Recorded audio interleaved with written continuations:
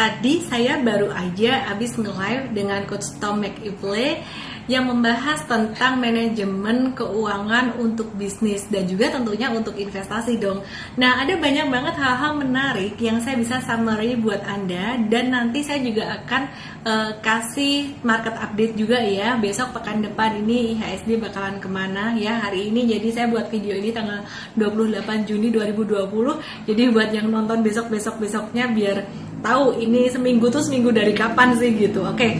Yang pertama saya akan cerita dulu tentang tips finansial untuk manajemen bisnis ya. Jadi seringkali kita melihat ada beberapa perusahaan yang untung terus, tapi kok kayaknya kurang duit melulu ini. Jadi injek duit terus ya, selalu suntik modal dan bisnisnya nggak berkembang gitu.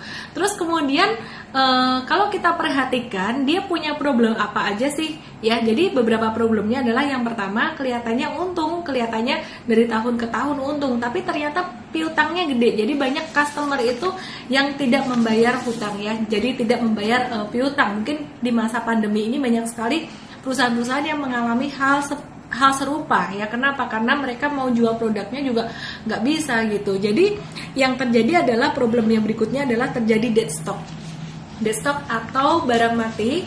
Ada banyak sekali inventory yang ada di gudang. Nah teman-teman, kita juga perlu melihat ya perusahaan-perusahaan yang terdaftar di Bursa Efek Indonesia yang kita mau pilih untuk investasi jangka panjang. Jangan cuma sekedar melihat dari laba rugi tahun-tahun kemarin aja. Kita harus melihat apa sih yang mendisrupsi dari perusahaan itu ke depannya tuh apa yang mendisrupsi. Jadi mungkin bisnis modelnya itu terganggu di mana ya. Kemudian yang kedua yang kita perlu lihat penting banget adalah saat ini problem dari kebanyakan masyarakat Indonesia itu apa, dan perusahaan apa yang menyelesaikan problem tersebut ya. Jadi kalau kita bicara tentang bisnis adalah bicara tentang problem solving. Bisnis yang bagus adalah bisnis yang peka terhadap problem yang ada di sekitarnya dan menjadi solusi. Nah saat ini di Indonesia ya masyarakatnya selain membutuhkan kebutuhan dasar, hal-hal basic, bisnis yang barang-barangnya cenderung murah, banyak dibutuhkan oleh masyarakat, kemudian juga bisnis telekomunikasi ya. Jadi penyedia layanan telepon seluler seperti itu menjadi salah satu bisnis model yang cukup menarik untuk diinvestasi.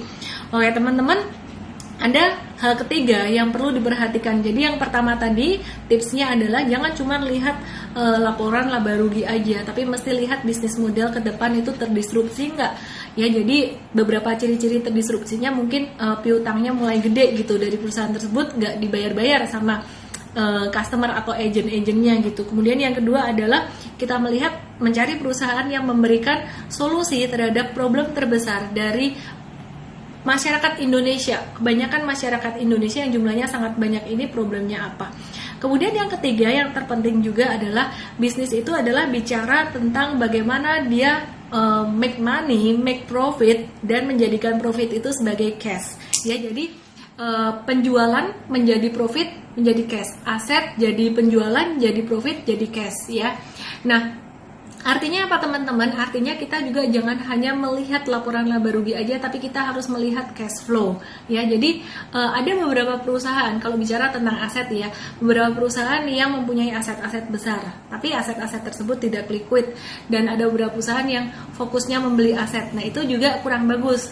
Sebenarnya kalau membeli aset diimbangi dengan dia punya profit sustainable, perusahaan ini bisnis modelnya tidak terdisrupsi oleh kondisi saat ini, dan dia tetap bisa make money. Yang penting adalah cash is the king, menghasilkan cash. Nah itulah perusahaan yang bagus. Bagaimana caranya membaca finansial dan juga angka-angka ini ya? Selain angka, kita harus memperhatikan bisnis model, itu poin nomor 1. Kenapa? Karena kalau cuma memperhatikan angka aja bahaya, ada mungkin ada resiko laporan keuangan atau angka itu bisa lah dimanipulasi gitu. Tapi kalau kita melihat bisnis model ke depan, kita akan tahu resikonya dari perusahaan ini apa. Nah nanti hari Sabtu di seminar online Diskon Vagansa saya akan sharing buat teman-teman semuanya tentang bagaimana caranya membaca financial report perusahaan dengan cara yang praktis, dan juga saya akan share juga tentang psikologi trading. Kok nggak nyambung sih? Request request dari ini alumni yang kemarin gitu ya. Jadi peserta SODV kemarin mintanya gitu. Nah, saya mencoba untuk fulfill kebutuhan dari teman-teman semua. Oke, teman-teman yang mau join di SODV langsung aja daftar di ellendesmi.com/SODV. Di situ bisa daftar. Dan yang baru mau buka rekening saham langsung aja ke ellendesmi.com/KCI. Di situ saya bekerja sama dengan teman-teman sekuritas dari seluruh Indonesia dan juga dengan Bursa Efek Indonesia dari berbagai daerah. Jadi teman-teman bisa buka rekening saham sesuai dengan daerahnya masing-masing. Kemudian teman-teman yang mau belajar mendapatkan bimbingan edukasi online setiap hari dan mendapatkan bonus gratis referensi saham ya, baik untuk investasi maupun trading, bisa daftar di ellendesmi.com/iamtrade. Saya Ellen May, we help people to make money and change lives better. Salam profit and stay healthy.